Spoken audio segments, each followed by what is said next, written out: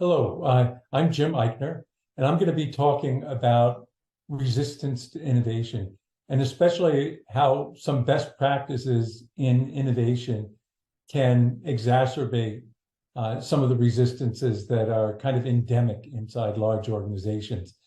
Uh, Theodore Levitt years ago observed that organizations are by their very nature designed to promote order and routine, and they're inhospitable environments for innovation as a result.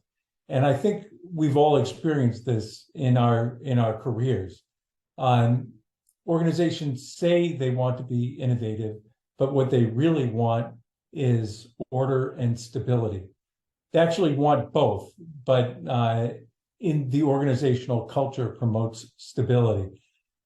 I've done some work trying to understand what are the main sources or drivers of resistance.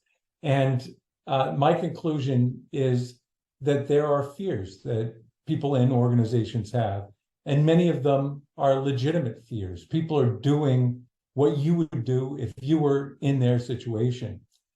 So a key is trying to understand what is motivating the people who you're trying to work with.